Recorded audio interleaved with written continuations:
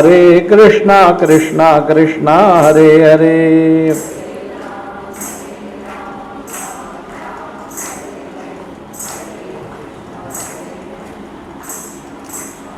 गोपाल कृष्ण भगवान की जय. आपदामपहर्तारं दातारं सर्वसंपदां लोकाभिरामं श्रीरामं भूयो भूयो नमाम्यहम्. दक्षिणे लक्ष्मणो यस्य वामे तु जनकात्मजा पुरतो मारुतिर्यस्य तं वन्दे रघुनन्दनं. राजाधिराज प्रभु रामचंद्र भगवान की जय. मनोजवं मारुततुल्यवेगं जितेन्द्रियं बुद्धिमतां वरिष्ठं वातात्मजं वानरयूथमुख्यं श्रीरामदूतं शरणं प्रपद्ये. श्रूयतां देवदेवेश नारायण जगत्पते त्वदीये नावधानेन कथयिष्ये शुभा कथा. सगळ्यांनी म्हणायचं ओम हरये नमः. ओम हरये नमः. ओम हरये नमः.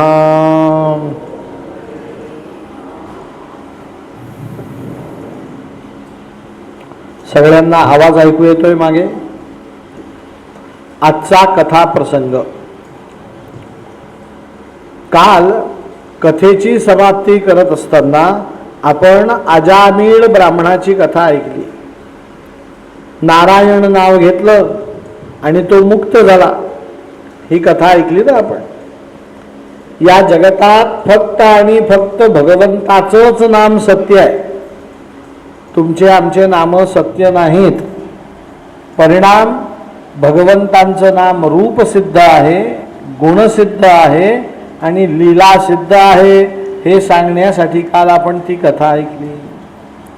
परीक्षित राजाने प्रश्न विचारला. या कथेचा एक अर्थ असा होतो की भगवंतांचं नाम नीट ऐका, श्रद्धेने घेतलं, भक्तीने घेतलं, मनुष्याला मुक्ती मिळते. पण अजामिळ ब्राह्मणाने चुकीने नाव घेतलं होतं, अश्रद्धेने घेतलं होतं, तरी त्याला मुक्तीच मिळते. श्रद्धेने घेतलं तरी मुक्ती, अश्रद्धेने घेतलं तरी मुक्ती. शुकमुनी म्हणतात हो भगवंतांचं नाम आहे, कसंही घ्या, श्रद्धेने घ्या अश्रद्धेने घ्या, मुक्तीच मिळते. मग परीक्षित राजा म्हणतो मग आम्ही श्रद्धेने नाव कशाला घेऊ? आम्ही आमच्या मुलांचे नातवांचे नावं देवावरनं ठेवू, त्याचा उच्चार करू आणि आम्हालाही मुक्ती मिळेल. शुकमुनींनी काय सांगितलं ऐका. म्हणे हे बघ परीक्षिता, तू अश्रद्धेने नाव घेतलं, श्रद्धा न ठेवता नाव घेतलं तर तुला मुक्ती मिळेल, पण मुक्तीचा आनंद मिळणार नाही. पण हेच नाव जर श्रद्धेने घेतलं तर तुला मुक्ती मिळेल, मुक्ती बरोबर मुक्तीचा आनंदही मिळेल. एक आनंद सहित मुक्ती आणि एक आनंदरहित मुक्ती. मग श्रेष्ठ मुक्ती कुठली हो? आनंद सहित, नाही. कारण अन्न, वस्त्र आणि निवारा या तीन गोष्टी माणसाच्या मूलभूत गरजा आहेत असं मूर्ख माणसं म्हणतात. हे शहाणे माणसाचं वाक्य नाही. माणसाची पहिली गरज अन्न नाही, वस्त्र नाही, निवारा नाही. पहिली गरज आहे आनंद. काय आहे? अन्नात सुद्धा आनंद लागतो, वस्त्रात सुद्धा आनंद लागतो आणि निवाऱ्यात सुद्धा आनंद लागतो. नव्हे सगळ्या गोष्टीत काय लागतो? आनंद ही पहिली गरज आहे. मी भागवताची कथा अशीही सांगू शकतो. एक अजामिळ नावाचा ब्राह्मण होता. एक दिवस काय झालं, त्याने वेश्येबरोबर संसर्ग केला, त्याला 4 मुलं झाले. तुम्ही म्हणाल गुरुजी भागवत झालं पण आनंद नाही आला. आहे की नाही. प्रत्येक गोष्टीत काय लागत असतो? आनंद. आनंद ही गरज आहे. परंतु आनंदरहित मुक्ती आणि आनंद सहित मुक्ती या दोन संकल्पना सिद्ध करण्यासाठी शुकमुनींनी परीक्षित राजाला कथा सांगितली. परीक्षिता, तुला अर्धी कथा आधी सांगितली, आता उरलेली अर्धी सांगतो असं म्हणतात. श्रुतम ही पूर्वम. म्हणे काय ऐकलं होतं मी? म्हणे ज्या वेळेस भगवंतांनी वराह अवतार घेतला, सांगितलं ना मी कथा, त्यावेळेस हिरण्याक्ष दैत्याचा वध केला, हे सांगितलं की नाही? त्यावेळेस हिरण्यकश्यपू पळून गेला. मग हिरण्यकश्यपूने पण केला, ज्याने माझ्या भावाला मारलं त्या नारायणाला नारायणं वदिष्यामी, मी नारायणाचा काय करेन? वध करेन. पण नुसता वध करेल असं म्हणून वध होतो का? म्हणून त्याने तपश्चर्या केली ब्रह्मदेवाची. ब्रह्मदेवाला प्रसन्न करून घेतलं आणि ब्रह्मदेवाकडे अमरत्व मागितलं. ब्रह्मदेवाने सांगितलं, म्हणे द्यायला हरकत नाही अमरत्व, पण मीच स्वतः अमर नाही तर तुला अमरत्व देऊ कुठून? याचा अर्थ असा, ब्रह्मदेवाला सुद्धा मरण आहे. या जगतात मरण नाही, फक्त नारायणाला. मग हिरण्यकश्यपूने काय केलं? हे असा अमरत्व देत नाहीत, मग असं मागू. म्हणून सांगितलं, ब्रह्मदेवा मला मग वरदान दे, मला सकाळी मृत्यू नको, दुपारी नको, रात्री नको. म्हणे तथास्तु. अमरत्व सोडून काही माग. अजून काय? म्हणे मला नराकडनं मृत्यू नको, नारीकडनं मृत्यू नको. म्हणे तथास्तु. मला पशुकडनं मृत्यू नको, पक्षाकडनं मृत्यू नको. म्हणे तथास्तु. मला शस्त्राने मृत्यू नको, मला अस्त्राने मृत्यू नको. म्हणे तथास्तु. अजून बोल. म्हणे ब्रह्मदेवा, तुम्ही सृष्टीचे निर्माते आहात. तुमच्या सृष्टीत जन्माला आलेल्या कुठल्याही प्राण्यापासून मला मृत्यू नको. म्हणे तथास्तु. अजून म्हणे ब्रह्मदेवा, 12 महिन्यात चैत्र, वैशाख, ज्येष्ठ, आषाढ, श्रावण, भाद्रपद, अश्विन, कार्तिक, मार्गशीर्ष, पौष आणि माघ, फाल्गुन या 12 महिन्यात मला मृत्यू नको. म्हणे तथास्तु. सगळे वरदान तथास्तु म्हटला ब्रह्मदेव. आता वाक्य नीट ऐका. ब्रह्मदेवाच्या वरदानाचं बळ घेऊन हिरण्यकश्यपू बलवान झाला. वाक्य लक्षात आलं का? हिरण्यकश्यपू बलवान कशाने झाला? वरदानाने. मी इथे बलवान म्हणून बसलो, मला बळ कुठून आहे? ही पोथी आहे, तिचं वरदान आहे की नाही? प्रत्येकाचं बळ कुठे असतं हे ठरलेलं आहे की नाही? मग आता बलवान झालेला हिरण्यकश्यपू मयासूर राक्षसाची कन्या, तिचं नाव कयाधू, तिच्याबरोबर विवाह करता झाला. आणि त्या विवाहापासून त्याला 4 संतती झाली. थोडा आवाज इको दिलाय का? इको बंद कर. 4 संतती झाली हिरण्यकश्यपूला. त्यांचे नाव लाद, आल्हाद, गोपाल कृष्ण भगवान की जय. हिरण्यकश्यपूच्या 4 मुलांचे नाव लाद, आल्हाद, सल्हाद आणि प्रल्हाद. किती मुलं आहेत? 4. शुकमुनी सांगतात, परीक्षिता, पहिले 3 मुलं तमोगुणी होते. कसे होते? तमोगुणी. आणि चौथा मात्र प्रल्हाद सत्वगुणी होता. थोडा आवाज वाढवा फक्त. चौथा प्रल्हाद सत्वगुणी होता. परीक्षित राजाने विचारला, हा चौथा कसा काय सत्वगुणी जन्माला आला? म्हणे आईच्या गर्भात प्रल्हाद होता त्यावेळेस तो सुद्धा तमोगुणी होता. कसा होता? पण दैवयोगाने आईच्या गर्भात 1 महिन्याचा असताना त्याला देवर्षी नारदांचं कीर्तन ऐकायला मिळालं. कोणाचं? आईच्या गर्भात बसून त्याने ते कीर्तन ऐकलं. त्या एका कीर्तनाचा परिणाम तमोगुणी गर्भ सत्वगुणी झाला. होता कसा? तमोगुणी. कीर्तन ऐकलं, कसा झाला? त्याने 1, 2, 5, 10, 50 कीर्तनं नाही ऐकले, फक्त किती ऐकलं? 1 कीर्तन. आता मी तुम्हाला प्रश्न विचारतो बरं का, उत्तर द्या. देवर्षी नारद कोणाचं नाव घेतात? नारायण नारायण. त्यांनी कीर्तनात कोणाचं वर्णन केलं असेल? नारायण नारायण. ते कोणी ऐकलं असेल? म्हणून तो जन्माला आल्यानंतर काय म्हणू लागला? तो काही उगीच नारायण नारायण म्हणत नाही.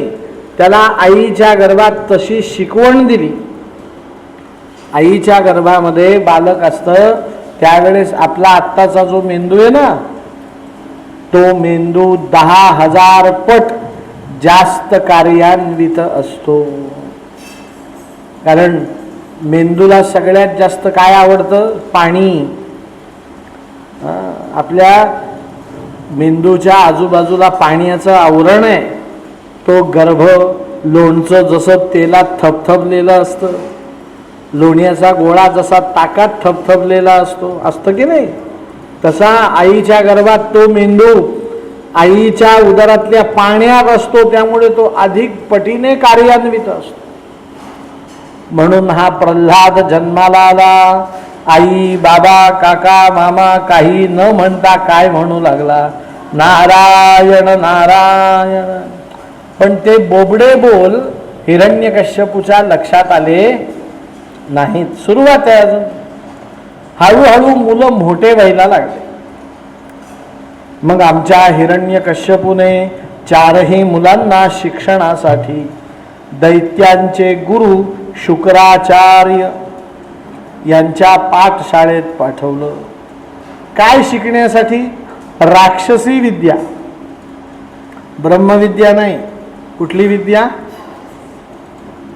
1 वर्ष शिक्षण देत आहेत गुरुजी. त्या शुक्राचार्यांना 2 मुलं आहेत. त्यांचं नाव षंड आणि अमर्क. ते शिक्षण देतात, षंडामर्क. 1 वर्ष संपलं. हिरण्यकश्यपू परीक्षा घ्यायला गेला. कोण गेला? लक्षात ठेवा, अनादी काळापासून. ताई तुम्ही व्हाईस प्रिन्सिपल आहे ना? कोण आहे? हा, पण आहेत शाळेत ना. अनादी काळापासून पदवी देण्याचा अधिकार फक्त राजाला आहे. तुम्ही ग्रॅज्युएशन कंप्लीट असेल तुमचं, तर तुमच्या ग्रॅज्युएशन कॉन्व्होकेशन म्हणतात ना, पदवीदान समारंभ, त्या दिवशी पदवी कुलगुरूंकडनं देतात. कुलपती उपस्थित असतात आणि प्रत्येक विद्यापीठाचे कुलपती हे राज्यपाल असतात, राष्ट्रपती असतात. आहे की नाही? पदवी देण्याचा अधिकार फक्त कोणाला आहे? राजाला आहे. नाही तर तुम्ही मला देऊ शकाल, मी तुम्हाला देऊ शकेन. तिला काय अर्थ आहे? आजपासून तुम्ही सगळे BA, याला काय अर्थ आहे? आणि मी तुम्हाला BA म्हणणारा MA. पदवी ही फक्त कोण देऊ शकतो? राजा. म्हणून परीक्षा घ्यायला हिरण्यकश्यपू गेला. तो त्याच्या मुलांचीच घ्यायला गेला असं नाही, पाठशाळेतल्या सगळ्यांची घ्यायला गेला. सगळे विद्यार्थी उत्तीर्ण झाले. प्रल्हादाची परीक्षा बाकी आहे. कोणाची बाकी आहे? पण हिरण्यकश्यपूला प्रल्हादाची परीक्षा घेण्याची इच्छा नव्हती. का? तर तो अजून वयात बसत. वयाने कसा आहे तो? लहान. पण इतर भावांबरोबर तो त्या पाठशाळेत गेलाय. प्रल्हादाने विचारलं, म्हणे बाबा मला काही विचारा. हिरण्यकश्यपूने प्रल्हादाला मांडीवर बसवलं आणि सांगितलं, बाळा मी काही तुला विचारत नाही, तूच या पाठशाळेत काय शिकला ते मला सांग. त्या प्रल्हादाने वडिलांकडे पाहिलं आणि सांगितलं, बाबा इथे या पाठशाळेत काय शिकायचं? जगत हीच एक पाठशाळा आहे. काय सांगितलं? हे जगत हीच एक पाठशाळा आहे आणि या पाठशाळेतला सर्वोत्कृष्ट धडा आहे. हित्वात्मपातं गृहमंधकूपम वनं गतो यद्धरिमाश्रयेत. हा सर्वोत्कृष्ट पाठ आहे. काय पाठ आहे? की या जगतात वेळेवर करू असं कधीही म्हणू नये. हित्वात्मपातं गृहमंधकूपम. घराला आग लागल्यावर विहीर खणण्यात काही अर्थ आहे का? ही म्हण या कथेतनं निर्माण झाली बरं का. या श्लोकात तो हे म्हणतोय, हित्वात्मपातं गृहम अंधकूपम. कूप म्हणजे विहीर. वनं गतो यद्धरिमाश्रयेत. तसं माणसाने अंतकाळ जवळ आल्यावरती राम राम म्हणू, अजून काय गरज पडली आहे असं म्हणून भगवत स्मरणापासून विन्मुख होऊ नये.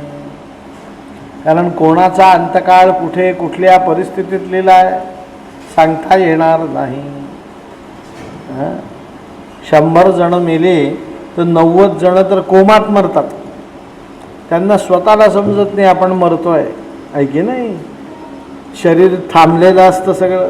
मग तुम्ही मला सांगा, कसलं भगवंताचं नामस्मरण अंतकाळी होणार आहे? अंतकाळी होणार नाही हे गृहीत धरून आजपासून काय करायचे? सुरुवात करायची आहे. हा त्या श्लोकाचा अर्थ आहे. प्रल्हादाने असं म्हणता क्षणी हिरण्यकश्यपूने शाबासकी दिली. म्हणे, वा प्रल्हादा, काय बोललास तू? फक्त एवढं सांग, कोणाचं नाव घ्यावं? हिरण्यकश्यपूची इच्छा आहे. कोणाचं म्हणजे काय? बाबा तुमचंच नाव घ्यावं असं म्हणावं. पण आमच्या प्रल्हादाने उत्तर दिलं, म्हणे, या जगतात चिंतनीय फक्त नारायण आहे. हिरण्यकश्यपूने सांगितलं, असं? शाबास, जा खेळायला जा. प्रल्हादाला सोडून दिलं, गुरुजींना पकडलं. म्हणे, का हो, माझ्या मुलाला माझा हितशत्रू नारायणाचं स्मरण करायला सांगतात? गुरुजींनी स्वच्छ सांगितलं, न मत प्रणीतम न पद प्रणीतम. हे मी शिकवलेलं नाही, इथे उपस्थित असलेल्या कुठल्याही विद्यार्थ्याने शिकवलेलं नाही. म्हणे, मग हा नारायण नारायण करतो कसा? म्हणे, हा उपजताच ज्ञानी. हा स्वतःच उपजत ज्ञान घेऊन आलोय. आणि गुरुजींनी कानाला 2 बोटं लावले. म्हणे, खरं सांगू का हिरण्यकश्यपू, तुझा हा मुलगा एवढं गोड बोलतो, एवढं मधुर बोलतो की कधी कधी आम्ही विसरतो राक्षस आहे, आम्ही सुद्धा नारायण नारायण करायला लागतो. अर्ध्या तासाने लक्षात येतं, अरे आपण तर राक्षस आहे. इतका हा काय बोलतो? मधुर बोलतो. म्हणे, असे मला उत्तर देऊ नका, याला नारायणाचं शत्रू बनवा. या मुलावरती जास्त लक्ष केंद्रित करा. झालं महाराज, 1 वर्ष झालं. हिरण्यकश्यपू परत पाठशाळेत गेला. आज पहिली परीक्षा प्रल्हादाची. म्हणे, प्रल्हादा काय शिकला पाठशाळेत? आमच्या प्रल्हादाने हिरण्यकश्यपूच्या सन्मुख येऊन सांगितलं. म्हणे, बाबा मागच्या वेळेस तुम्हाला 1 पाठ सांगितला होता. पाठ म्हणजे धडा, लेसन. यावेळेस 9 पाठ सांगणार आहे. 9 धडे ऐकतो. म्हणे, ऐकव. प्रल्हादाने व्याख्यान दिलं. श्रवणं कीर्तनं विष्णू स्मरणं पादसेवनं अर्चनं वंदनं दास्यं सख्यं आत्मनिवेदनं. तुका म्हणे, नवविध भक्ती जाणे तोची शुद्ध.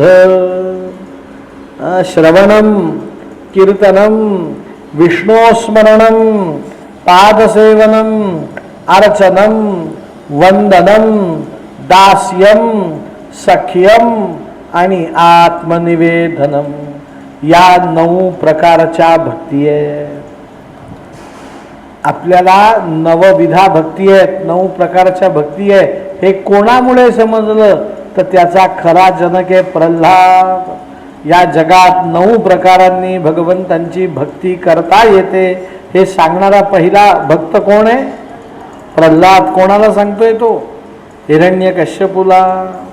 हिरण्यकश्यपूला राग आला, प्रल्हादाचा हात धरला, फरफटत फरफटत फरफटत पाठशाळेतनं घेऊन निघाला आणि कुठे?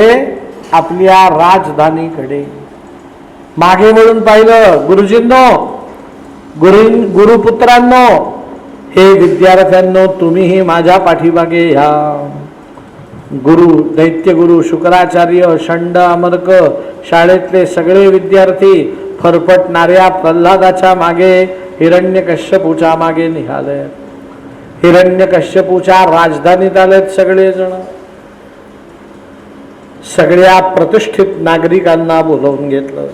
हिरण्यकश्यपूने आपल्या प्रधान मंडळाला बोलवून घेतलं. प्रल्हादाची आई कयाधू हिला बोलवून घेतलं आणि सगळे आले याची खात्री करून प्रल्हादाला समोर उभं केलं. हिरण्यकश्यपू सिंहासनावर बसला. आता हिरण्यकश्यपू म्हणतोय, प्रल्हादा, फार नारायणाचा अभिमान बाळगतोस तू, पण तुला माहितीये का, तुझा नारायण माझं काहीही वाकडं करू शकत नाही. म्हणे का? हिरण्यकश्यपूने उत्तर दिलं, कारण मी ब्रह्मदेवाच्या वरदानाने बलवान झालेलो आहे. माझ्यात बळ कोणामुळे? ब्रह्मदेवाच्या वरदानामुळे. प्रल्हादाने हसायला सुरुवात केली आणि हिरण्यकश्यपूला म्हणू लागला, न केवलम मे भवतश्च राजन सवई बलम बलिनांच्या परेशा परावरे स्थावर जंगमाये ब्रह्मादयो ये नवचम प्रणीता. गोपाल कृष्ण भगवान की जय. या श्लोकाचा शब्दशः अर्थ सांगतो, पण तुमच्या भाषेत सांगतो. तो म्हणतो, बाबा, ब्रह्मदेव, इंद्र, वरुण, अग्नी आदी देव म्हणजे किरकोळ व्यापारी आहेत आणि आमचा नारायण मात्र घाऊक व्यापारी आहे. तो सोप्या भाषेत बोलायचं झालं तर ब्रह्मादी देव हे कसे? रिटेलर आणि आमचा नारायण होलसेलर. तो काय करतो तर या देवांना आतपाव छटाक थोडं थोडं बळ देतो आणि ते देव तुम्हाला थेंब थेंब बळ वाटत फिरतात. ते तीर्थ देतात फक्त हातावर. तुम्हाला खरी कृपा अजून समजलेली, ब्रह्मदेवाने पडीभर तीर्थ दिलं तर तुम्हाला असं वाटतं केवढी मोठी कृपा झाली. अहो, नारायणाकडे पंचपक्वान्नाचं नैवेद्याचं ताट आहे. बाबा, या ब्रह्मदेवाच्या वरदानाने तुम्ही आनंदी होऊ नका. पुढे सांगतो, मुळात ब्रह्मदेवाला वरदान देण्याचा अधिकारच नाही. छोट्या मोठ्या कागदांवर तो सही करू शकतो, सगळ्याच कागदांवर सही करण्याचा त्याला अधिकार. त्यामुळे ब्रह्मदेवाच्या वरदानांचं तुम्ही मला कौतुक सांगू नका. हिरण्यकश्यपूने ते ऐकलं. म्हणे, प्रल्हादा, तुला फारच त्या नारायणाचा अभिमान दिसतोय रे. सांग, तुझा तो नारायण कुठे आहे? आत्ता मी सोक्ष मोक्ष लावून टाकतो. प्रल्हादाने सांगितलं, बाबा, प्रश्नच चुकीचा आहे. माझा नारायण कुठे आहे काय विचारतात? माझा नारायण कुठे नाही. पृथ्व्यां पायसि पावके च पवने दिक्ष्वंतरिक्षे पुनः मार्तंडे शशिमंडले स्थितपने यश्चेतने चेतने यश्चान्तरबहिरप्य भाव्य विभवं भावेऽपि भावेऽपि यः सर्वत्रास्ति सदास्ति किं बहुगिरा त्वयि अस्ति मयि अस्ति च. बाबा तो नारायण त्वयि अस्ति तुमच्यात सुद्धा आहे आणि मयि अस्ति माझ्यात सुद्धा आहे. या चराचर सृष्टीमध्ये माझा नारायण सर्वत्र व्याप्त आहे. हिरण्यकश्यप म्हणतो असं यदि सहास सर्वत्र स्तंभे किं न दृश्यती. तो जर सगळ्या ठिकाणी आहे तर मला या स्तंभात का दिसत नाही. स्तंभ म्हणजे खांब. आता काही प्रल्हादाचं लक्ष खांबाकडे होतं का. तो हिरण्यकश्यपूकडे पाहत होता पण अचानक खांबाचा उल्लेख झाला म्हणून प्रल्हादाने खांबाकडे पाहिलं. म्हणे बाबा दिसत नाही. मया तु दृश्यते मला तर दिसतो. हिरण्यकश्यपू ताडकन उभा राहिला. भागवत सांगतं हिरण्यकश्यपूने त्या खांबावरती गदेचा प्रहार केला. कोण सांगता असं. भागवत. नरसिंह पुराण सांगतं हिरण्यकश्यपूने लाथ मारली. नरसिंह पुराण काय सांगतं लाथ मारली. भागवत काय सांगतं गदा मारली. आपण भागवत सांगतो मग काय मारली गदा मारली. हिरण्यकश्यपूने गदेचा प्रहार खांबावरती केला. परिणाम कडकडीला स्तंभ. कडकड कडकड आवाज करत तो स्तंभ खाली कोसळला. पण परिणाम कुठे झाला म्हणे गडगडले गगन. आकाशामध्ये गडगडाट होऊ लागला. अवनी होत आहे कंपायमान. सगळ्या धरणीला जणू धरणी कंपाला. का बरं म्हणे त्या स्तंभातनं तसाच देव प्रगट झाला. लक्ष्मी नरसिंह भगवान की जय. स्तंभातनं कोण प्रगट झाला नरसिंह. कसा होता नरसिंह. भूभृत भुजंगम प्रलय रववरम प्रज्वलज्वालमालम खर्जर्जम खर्जदुर्जम खिकच खच खचित खर्जदुर्जर्जयंतम भूभागम भोगभागम गग गग गगनम गर्दमत्युग्रगंडम स्वच्छम पुच्छम स्वजन जननता पातु मां नारसिंहा. लक्ष्मी नरसिंह भगवान की जय. भागवतात लिहिलंय पण खरं खोटं काही मला माहिती नाही. असं म्हणतात सिंह जर संतापला. कोण सिंह जर संतापला तर सिंह माझ्याकडे बघा एवढी जीभ बाहेर काढतो. केवढी. मग लोक विचारतात गुरुजी तुम्ही जर सांगतात तर तुम्ही नक्की सांगायला पाहिजे एवढी काढतो एवढी काढतो का एवढी काढतो. आता खरं सांगा संतापलेल्या सिंहाची जीभ किती लांब हे कोणी पाहायचं. तो संतापल्यावर फुटपट्टी घेऊन जर मी गेलो तर सिंहाची जीभ किती लांब हे सांगायला परत येईल का. त्यामुळे अनुमानाने मान्य करावं लागतं. सिंह संतापला तर जीभ एवढी बाहेर असते.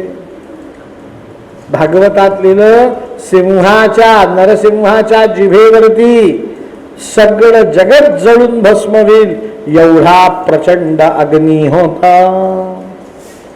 तुम्हाला पुरुष सूक्त जर येत असेल सहस्त्रशी रेखा पुरुका त्याच्यात म्हटलंय मुखात अग्निरजायत. भगवंतांच्या मुखात कोण राहतो अग्नी राहतो. नरसिंह अवतारात तो मुखावरती अग्नी होता. केवढा भात शिजेल एवढा नाही सगळं जगत जाळून टाकेल एवढा. तो नरसिंह प्रकट झाला आणि ज्याप्रमाणे आई पाळण्यातल्या बाळाला लीलया उचलते आईला अवघड का हो पाळण्यातलं बाळ उचलणं? नाही. तद्वद त्या नरसिंहाने दैत्यराज हिरण्यकश्यपूला उचललं. दाण दाण दाण पाऊल टाकत राजसभेच्या बाहेर दरवाजाजवळ उमऱ्यावर जाऊन बसला. हिरण्यकश्यपूला मांडीवरती घेतलं. हिरण्यकश्यपू भयाक्रांत झाला. काय झाला? भयाक्रांत. हिरण्यकश्यपू नरसिंहाला पाहता झाला. त्याच्या सर्वांगाला घाम आला. पण क्षणार्धात आठवलं, अरे आपण घाबरायचं काही कारण नाही, आपल्याला तर ब्रह्मदेवाचे वरदान आहे. त्याने उसना आणलं. म्हणे तू कोण आहेस? भगवंतांनी करड्या आवाजात सांगितलं, म्हणे मी नरसिंह. म्हणे तू कोणी आहेस? तू मला मारू शकत नाही. म्हणे का? म्हणे मला ब्रह्मदेवाचे वरदान आहे. हो का? म्हणे आधी ब्रह्मदेवांच्या वरदानांचा निकाल लावतो, मग तुझा निकाल लावतो. काय वरदान आहे सांग? हिरण्यकश्यपूने यादी वाचली. मला सकाळी मृत्यू नाही, दुपारी मृत्यू नाही, रात्री मृत्यू नाही. भगवंतांनी सांगितलं, एकदा बाहेर बघ. इदंतु संध्या वेलाया. सकाळ नाही, दुपार नाही, रात्र नाही. काय आहे? संध्याकाळ आहे, संध्या समय आहे. ब्रह्मदेवाचं पहिलं वरदान असत्य झालं. अजून म्हणे मला नराकडनं मृत्यू नाही, नारीकडनं मृत्यू नाही. भगवंत म्हणतात, बघ मी नर नाही, मी नारी नाही, मी नारायण आहे. कोण आहे? हिरण्यकश्यपूने तिसरं वरदान सांगितलं, मला पशुकडनं मृत्यू नाही, पक्षाकडनं मृत्यू नाही. भगवंत म्हणतात, मी पशु नाही, मी पक्षी नाही, मी सच्चिदानंद पूर्ण घन परब्रह्म आहे. तिसरं ही वरदान काय झालं? असत्य झालं. चौथं वरदान काय? म्हणे मला शस्त्राने मृत्यू नाही, अस्त्राने मृत्यू नाही. भगवंत म्हणतात, बघ मी नारायण आहे, शंख चक्र गदा पद्म घेऊन आलो नाही. तुला मारण्यासाठी माझे नखाग्रच पुरेश आहेत. आणि माझं नख शस्त्र नाही, माझं नख अस्त्र नाही. नख शस्त्र अस्त्र आहे का हो? नाही. तेही वरदान असत्य झालं. अजून काय? म्हणे ऐक, मला वाक्य नीट ऐकाय, वरदान किती मोठं आहे.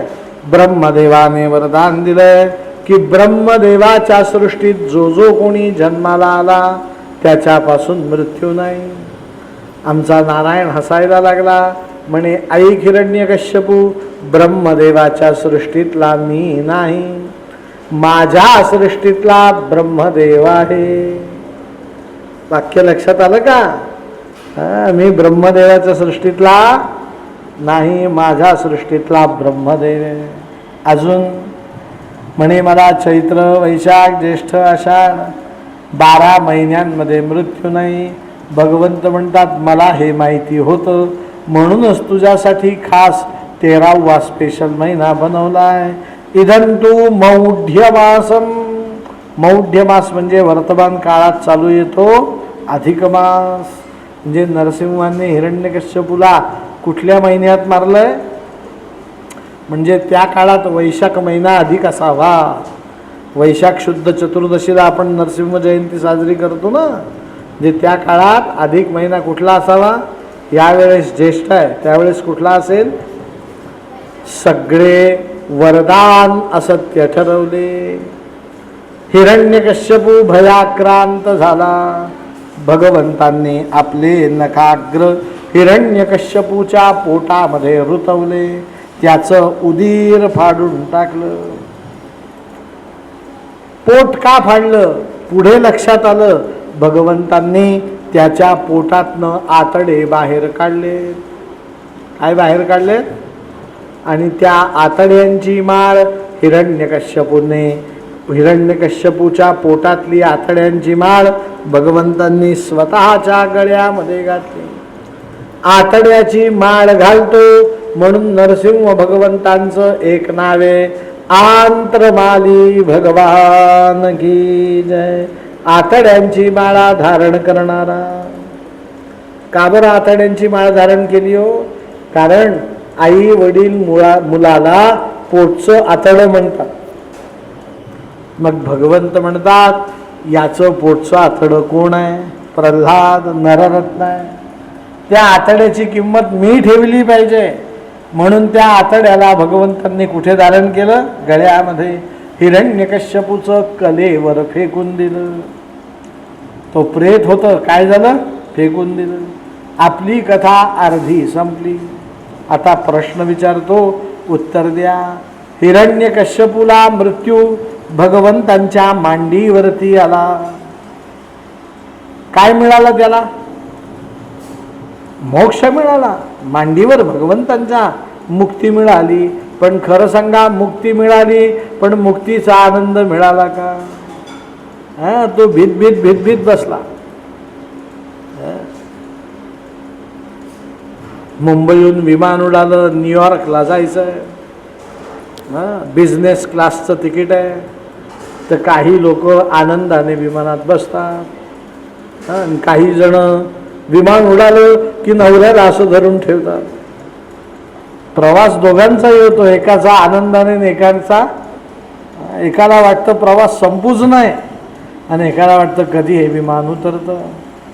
आहे की नाही? लक्षात ठेवा, घटना तीच आहे, कृती तीच आहे, पण एक जण आनंद घेतो, एक जण आनंद घेत नाही. भागवतात सांगितलं हिरण्यकश्यपूला मुक्ती मिळाली पण मुक्तीचा आनंद मिळाला नाही. भविष्यात प्रल्हादालाही मुक्ती मिळाली पण त्याला मुक्ती बरोबर मुक्तीचा काय मिळाला? असो, तो विषय नंतर. हिरण्यकश्यपूचं कलेवर फेकून दिलं. आता भगवंत आले आणि हिरण्यकश्यपूच्या सिंहासनावर बसले. दैत्याचं सिंहासन भगवंत बसले आणि शुद्ध झालं. प्रल्हादाला उचलून घेतलं, मांडीवर बसवलं. मघा मी सांगितलं एवढी जीभ बाहेर होतीच. त्या जिभेने भगवंतांनी प्रल्हादाला चाटायला सुरुवात केली आणि चाटता चाटता वासरू आलं जन्माला की गाय चाटून काढतं, माहिती की नाही तुम्हाला? चाटता चाटता भगवंत म्हणतात क्षंतव्य मंगयदि मे समये विलंबः. प्रल्हादा मला क्षमा कर, यायला थोडासा उशीर झाला.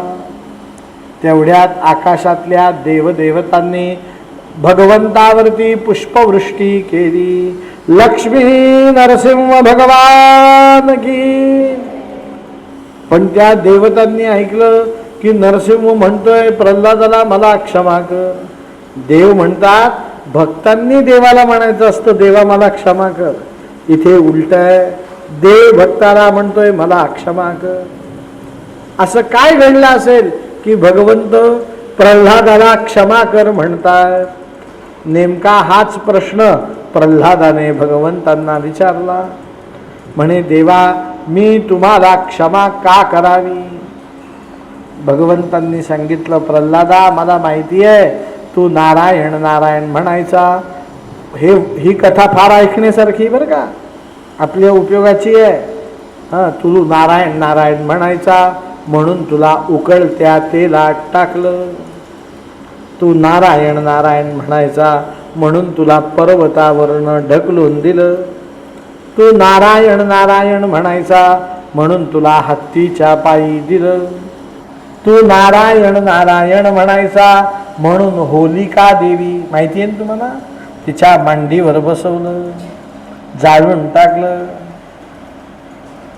पण तू सारखा मला बोलवायचा नारायणा ये मला वाचव, पण मी काही आलो क्षंतव्य मंगय दिवे समये विलंबः.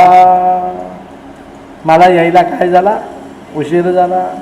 प्रल्हादाने सांगितलं देवा म्हणे माझी काही तक्रार नाही, पण आता विषय काढू नये, तुम्हीच काढलाय तर सांगा मी हाक मारल्यावर तुम्ही का आले नाही? तुम्ही यायला पाहिजे होतं ना. मी तर काही म्हणत नाही, तुम्ही तुमच्या तोंडाने म्हणतात. सांगा तुम्ही का आले नाही.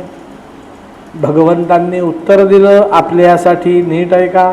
भगवंत म्हणतात, प्रल्हादा तू बोलवल्यावर मी यायला पाहिजे होतं, पण मी आलो नाही. याचं कारण तुझं रक्षण मी जेवढं केलं असतं त्याच्यापेक्षा जास्त रक्षण तुझ्या मुखातलं माझं नाव करायला समर्थ होतं. मी तर एकच रक्षण करू शकतो, पण माझं नाम तुझं 10 पटींनी रक्षण करू शकतो. त्याचा अर्थ असा, भगवंतापेक्षाही भगवंतांचं नाम श्रेष्ठ आहे. काय श्रेष्ठ आहे?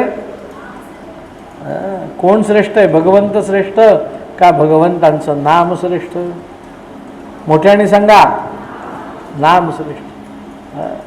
माझ्यापेक्षा माझं नाव श्रेष्ठ आहे, तुमच्यापेक्षा तुमचं नाव श्रेष्ठ आहे. घरी आत्ता बायकोचा फोन आला, अहो मला तातडीची ही वस्तू पाहिजे, माझ्याकडे पैसे नाहीत. मी सांगतो काही काळजी करू नको, दुकानात जा, माझं नाव सांग.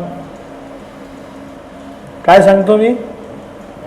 माझं नाव सांगते ती, तिला पाहिजे ती वस्तू दुकानदार देतो. संध्याकाळी कथा संपल्यावर मी घरी जातो. जाताना त्याच्या दुकानावरून चाललेलो असतो. ओ इकडे या. म्हटलं का? म्हणे ते सकाळचे पैसे द्या. म्हटलं आत्ता तर मला पैसे मिळालेले नाही. म्हणे तुमचं हे नेहमीच आहे. लक्षात ठेवा, माझ्या नामाचा अपमान होत नाही. अपमान कोणाचा होतो? आपला होतो. कारण गुणदोष कोणात असतात? आपल्या नामात गुणदोष नसतात. भगवंतामध्ये गुणदोष नाहीतच, पण यदा कदाचित जरी असले तरी भगवंतांचं नाम पूर्ण निर्दोष आहे. म्हणून भगवंतांचं नाम हे या जगतात सर्वोत्कृष्ट आहे. गोपाल कृष्ण भगवान की. आमच्या प्रल्हादाने नरसिंहाला नमस्कार केला आणि सांगितलं, भगवंता मला एकच आशीर्वाद द्या, माझ्या घरात आता कोणीही राक्षस जन्माला येणार नाही. होकार दिला, तथास्तु म्हटले. नीट ऐका, ज्या दिवशी भगवंत नरसिंह प्रगट झालेत त्याच दिवशी नरसिंह अवताराची समाप्ती झाली. श्री लक्ष्मी नरसिंह भगवान की जय. आपलं दुर्दैव आहे की नरसिंह जिथे प्रकट झाला ते नरसिंहाचं जन्मस्थान भारतात नाही, ते पाकिस्तानात. कुठे? नरसिंह भगवंतांनी अवतार कुठे घेतला? हिरण्यकश्यपूच्या राजधानीत. खांबाला फोडून ते ठिकाण म्हणजे वर्तमान काळातलं पाकिस्तानातलं मुलतान नावाचं शहर. कुठलं शहर? मुलतान. आजही तिथे भग्न अवस्थेत नरसिंहाचं मंदिर आहे. पण आश्चर्य, आजही ज्या खांबातनं दुभंगून भगवंत बाहेर आले तो खांब जसल्या तसा त्या नरसिंह मंदिरात आहे. खांबाला फोडून आलेत ना ते, तो खांब कुठे आहे आज? तुम्हाला काही पाकिस्तानात जाऊन पाहण्याची गरज नाही, गुगल केलं की दिसेल. आजही तो फोडलेला काय तिथे खांब आहे. लक्ष्मी नरसिंह भगवान की. ही प्रल्हादाची कम्युनिटी. कम्युनिटी म्हणजे काय? जात. भारतामध्ये राहते. नरसिंह कृपापात्र आणि आम्ही प्रल्हादाचे वंशज आहोत, नरसिंहाचे वंशज आहोत म्हणून स्वतःच्या नावापुढे सिंह लावतात. मनमोहन ते सिंग केलं आपण, पण खरं काय आहे? ज्ञानी झैल सिंह. आणि सिंहासारखी ते आजही काय ठेवतात? आयाळ ठेवतात. ते पाकिस्तानातलं पंजाब प्रांत बरं का तो, ते सगळे नरसिंहाचे भक्त आहेत. असा हा लक्ष्मी नरसिंह तुमचं आमचं कल्याण करो. गोपाल कृष्ण भगवान की जय. तुमच्या उपयोगाचं सांगतो. मनुष्याला कधी कधी खूप भय वाटलं, भीती वाटली की नरसिंह नरसिंह नरसिंह असं म्हणावं, भय निघून जातं. हा उपाय पुढचा मी जो सांगणार आहे हा सारखा करायचा नाही. सांगतो, कधी कधी आर्थिक अडचण वाटली, पैशाची चिंता वाटली तर लक्ष्मी नरसिंह लक्ष्मी नरसिंह लक्ष्मी नरसिंह म्हणावं. तुमची गरज भागेल एवढं काय मिळतं? धन मिळतं. तुम्हाला 5 कोटी रुपये नाही मिळणार, पण तुमच्या मुलीचं लग्न आणलंय का? होणार. तुम्ही स्मरण कोणाचं करायचं? भीती वाटली तर फक्त नरसिंहाचं, आणि लक्ष्मीची गरज वाटली तर लक्ष्मी सहित नरसिंहाचं. नरसिंहांनी हिरण्यकश्यपू सारख्या विघ्न करणाऱ्या दैत्याचा वध करून टाकला. तद्वत नरसिंह भगवंतांचं आपण स्मरण केलं तर आपल्या आयुष्यातल्या सगळ्या विघ्नांचा काय होतो? नाश होतो. म्हणून नरसिंह अवतारांचं आगळं वेगळं वैशिष्ट्य आहे. लक्ष्मी नरसिंह भगवान की. मग त्या हिरण्यकश्यपूच्या सिंहासनावरती प्रल्हाद महाराज गादीवर बसले. प्रल्हादाने पुढे विवाह केला. प्रल्हादाला पुत्र झाला, त्याचं नाव विरोचन. काय नाव? त्या विरोचनाने विवाह केला, त्याला पुत्र झाला, त्याचं नाव राजा बली. काय नाव? बलिराजा हा एक इतिहासातला मैलाचा दगड आहे. बलिराजा सिंहासनावर बसला होता त्यावेळेस या जगतात 2 ऐतिहासिक घटना घडल्या, हिस्टॉरिकल. एक, बलिराजा सिंहासनावरती असताना भगवंतांनी 2 अवतार समुद्रात घेतले.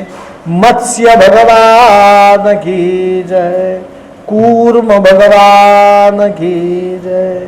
मत्स्य आणि कूर्म अवतारातच समुद्राचं मंथन झालं. त्यावेळेस गादीवरती कोण होता? बलिराजा.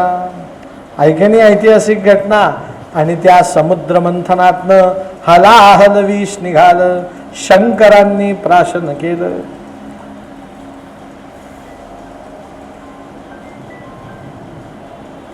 त्याच समुद्र मंथनातनं उच्चैश्रवा नावाचा अश्व म्हणजे घोडा निघाला. सगळ्या देवांनी तो घोडा बलिराजाला प्रेझेंट दिला. समुद्र मंथनातनं ऐरावत नावाचा गज निघाला. ऐरावत माहिती आहे ना तुम्हाला? ऐरावत म्हणजे काय? तर सगळ्यात पहिल्यांदा ऐरावत म्हणजे हत्ती नाही, ऐरावत म्हणजे पांढऱ्या रंगाचा हत्ती. काळ्या रंगाचा हत्ती म्हणजे एक सामान्य हत्ती आहे, पण ऐरावत हत्ती कसा असतो? शुभ्र पांढऱ्या रंगाचा. आणि त्या ऐरावत हत्तीचं वैशिष्ट्य आहे त्याला 4 दात असतात. असं ते ऐरावत रत्न समुद्र मंथनातनं प्रगट झालं. सगळ्या दैत्यांनी त्या हत्तीला पकडलं आणि देवांचा राजा इंद्र त्याला तो हत्ती देऊन टाकला. परत समुद्र मंथन झालं. समुद्र मंथनातनं पारिजातक वृक्ष निघाला. सगळ्यांनी तो इंद्राला देऊन टाकला. परत समुद्र मंथन झालं. त्या समुद्र मंथनातनं अप्सरा निघाल्या. देवदेवतांनी वाटून घेतल्या. समुद्र मंथनातनं सुरा निघाली. सुरा म्हणजे दारू. सगळ्या दैत्यांनी घेतली. परत समुद्र मंथन सुरू झालं. त्या समुद्र मंथनातनं शंख निघाला. त्याच समुद्र मंथनातनं कौस्तुभमणी निघाला. शंख आणि कौस्तुभमणी सगळ्या ऋषीमुनींनी नारायणाला प्रेझेंट दिला. परत समुद्राचं मंथन सुरू झालं. या समुद्र मंथनातनं अश्विन महिना कृष्ण पक्ष अमावास्या तिथी दुपारी 12 वाजता सुंदर रत्न प्राप्त झालं. त्या रत्नाचं नाव जगज्जननी जगन्माता कामधेनू की जय. काय प्रगट झाली? कामधेनू म्हणजे सर्वांग सुंदर गाय. देव दैत्यांनी ती गाय वसिष्ठ नावाच्या ब्राह्मणाला गोदान करून देऊन टाकली. परत समुद्र मंथन सुरू झालं. ज्या दिवशी दुपारी 12 वाजता कामधेनू प्रगट झाली, त्याच दिवशी संध्याकाळी 6 वाजता आश्चर्यचकित व्हावं असं रत्न निघालं. म्हणे कुठलं? ततश्चाविरभूत साक्षात शरीरमा भगवत्परा रंजयंती दिशकांत्या विद्युत सौदामिनी यथा लक्ष्मी माता की जय. तुम्ही लक्ष्मीचा बर्थडे साजरा करतात की नाही? त्या दिवशी 6 वाजले की लक्ष्मी पूजन करतात, दिवाळीचा दिवस. पण भागवतात सांगितलंय लक्ष्मी प्रत्येकाच्या घरची पूजा स्वीकारत नाही. ज्या दिवशी दुपारी 12 वाजता गायीची पूजा ज्या घरात होते त्याच घरात संध्याकाळी लक्ष्मी येते. कारण गोमाता अग्रजा मोठी बहीण आणि लक्ष्मी अनुजा लहान बहीण. ज्या घरात मोठ्या बहिणीची पूजा होते त्याच घरात लहान बहीण जाते. म्हणून त्या दिवशी संध्याकाळी लक्ष्मी पूजन करायचं असेल तर दुपारी 12 वाजता गायीची पूजा करून गायीला गोग्रास खाऊ घालावा, नियम आहे. त्या लक्ष्मीने पुढे नारायणाबरोबर विवाह केला. लक्ष्मी नारायण भगवान की जय. आणि याच समुद्र मंथनातनं सर्वांग सुंदर अमृत प्राप्त झालं. देव दानव दोघेही भांडू लागले. मग आमच्या नारायणाने देव दानवांना भुलवण्यासाठी स्त्रीचं रूप घेतलं. मोहिनी माता की जय. दैत्यांना मोहित केलं आणि देवांना अमृत द्यावं या इच्छेने ते अमृत सुरक्षित वैकुंठामध्ये नेऊन ठेवलं. आपल्या महाराष्ट्रात नगर जिल्ह्यात नेवासा गाव आहे ना, तिथे मोहिनी राजाचं मंदिर आहे. असं म्हणतात की त्या मोहिनी राजाने म्हणजे मोहिनीने तिथे तो अमृत कुंभ क्षणभर टेकवला होता. आणि तो टेकवल्यानंतर ती घेऊन निघाली वैकुंठात. तेव्हा 4 थेंब जमिनीवरती पडले. 1 त्र्यंबकला, 2 प्रयागला, 3 उज्जैनला आणि 4था हरिद्वारला. म्हणून 4 ठिकाणी कुंभमेळा भरतो. काय भरतो? कुंभमेळा की नाही. अशी लोककथा आहे की या मोहिनीने स्त्रीचं वेश घेतलं होतं. आता खरं सांगा, तो स्त्री होता का हो? तो कोण होता? मग पुरुषाने स्त्रीचा वेश घेतला तर तो खोटा झाला की नाही? तुम्हाला समजेल म्हणून सांगतो. म्हणून त्या नारायणाने गंगावण लावलं होतं. गंगावण माहिती आहे तुम्हाला? आता ते खोटे केस का खरे केस? एक केस अमृतात पडला. त्या नारायणाने तो अमृतातला केस काढला, जमिनीवर ते टाकला. आश्चर्य, त्या अमृतात पडलेल्या केसात नदी प्रगट झाली. त्या नदीचं नाव प्रवरा. काय नाव? म्हणून त्या नदीला अमृतवाहिनी म्हणतात. नगर जिल्ह्यात तुम्ही गेले संगमनेरला की अमृतवाहिनी कॉलेज, अमृतवाहिनी डेअरी, अमृतवाहिनी साखर कारखाना, सगळा अमृतवाहिनी. प्रवरा नदीवरनं ती अमृतवाहिनी आहे. त्या नदीतनं केसा एवढी अमृताची धार सतत वाहते. सतत. श्री मोहिनी माता की जय. बलिराजाच्या कालखंडात ही एक ऐतिहासिक घटना घडली. दुसरी एक ऐतिहासिक घटना घडली. ब्रह्मसरोवर जे वर्तमान काळात नेपाळ या प्रांतामध्ये आणि त्या नेपाळ प्रांतातल्या ब्रह्मसरोवराच्या ठिकाणी गजेंद्र राहत होता. कोण राहत होता? दोन शब्द आहेत, गज आणि इंद्र. तर इंद्र शब्द लक्षात घ्या. इंद्र म्हणजे काय? इंद्र म्हणजे फक्त राजा. राजा या शब्दाला समानार्थी शब्द काय? इंद्र. तो राजा गजाचा असेल तर गजेंद्र, तो राजा देवांचा असेल तर देवेंद्र, तो राजा नरांचा असेल तर नरेंद्र, ऐके नाही, तो राजा पक्ष्यांचा असेल तर खगेंद्र. गरुडाचं नाव आहे खगेंद्र. इंद्र म्हणजे फक्त राजा, हा गजेंद्र होता. आता भागवतात काही संख्या सांगितल्या आहेत, त्या संख्या फक्त तुम्ही ऐका. त्या संख्यांमध्ये काही विशेष ठेवलेलं नाही. भागवतात लिहिलं, या गजेंद्राला 1000 पत्नी होत्या, 10,000 पुत्र होते, 1,00,000 नातू होते. या संख्येत काही नाही, पण या संख्या महत्वाच्या आहेत, पुढे उपयोगाला येणार आहे. नीट ऐका. बायका किती होत्या? संख्या सांगा. 1000. मुलं किती होते? 10,000. आणि नातू किती होते? 1,00,000. आपण जोडू, पंतू होते 10,00,000. भागवतात दिलेलं आपल्याला म्हणायला काय लागतं? म्हणू आपण 10,00,000. या संख्या फार महत्वाच्या आहेत, आत्ता नाही, 5 मिनिटांनी उपयोगाला येत. एक दिवस हा सगळा पत्नी पुत्र नातवांचा कळप ब्रह्मसरोवरात स्नानाला गेला. सगळ्यांनी यथेच्छ स्नान केलं. या जगतात सगळ्यात स्नान कोणाचं प्रसिद्ध आहे? हत्तींचं. आपल्याला आज्ञा केली आहे शास्त्रांनी, गजवत स्नानमाचरेत, हत्तीसारखी आंघोळ करावी. आपण आंघोळ कोणासारखी करावी? हत्तीसारखी. जेवण कोणासारखं करावं? म्हणे पक्षासारखं जेवण करावं.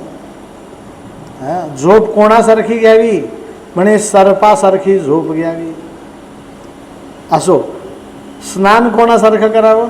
हत्तींसारखं. हत्ती अर्ध्या बादलीत कधी आंघोळ करत नाही, यथेच्छ पाणी घेऊन स्नान करतो, शरीरातलं रोम रोम स्वच्छ करतो. त्यांचे स्नान झालेत आणि सगळे बाहेर निघाले. पण पाण्यातनं बाहेर निघायला आवडतं का हो सगळ्यांना? सांगा. आपण कुठे स्विमिंग पूलमध्ये गेलो तर सगळेजण लगेच निघतो का? बाहेरचा, चला खूप वेळ झाला, खूप वेळ झाला, आजारी पडाल, चला ऊन लागेल, उद्या ताप येईल, मला दवाखान्यात न्यावं लागेल, असं म्हणून सगळ्यांना काय करावं लागतं? त्या गजेंद्राने सगळ्यांना बाहेर काढलं.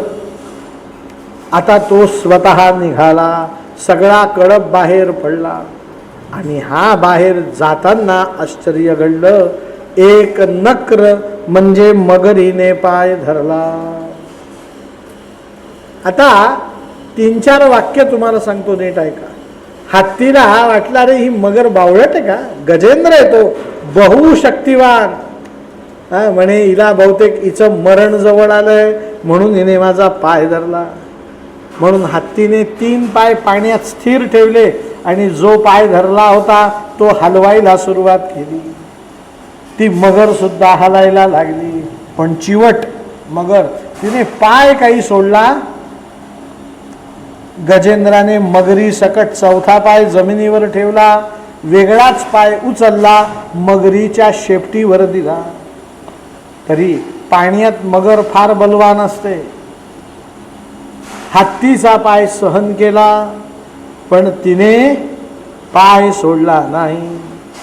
हत्तीने 2 पायांचं बळ देऊन पाहिलं, 3 पायांचं बळ देऊन पाहिलं, मगरीने पाय सोडला नाही. आता हत्ती घाबरला, कारण त्याची सगळी शक्ती वापरून झाली. त्याने संख्या आता इथे उपयोगाला आल्या. 1000 बायकांना बोलवलं, 10,000 पुत्रांना बोलवलं, 1,00,000 नातूंना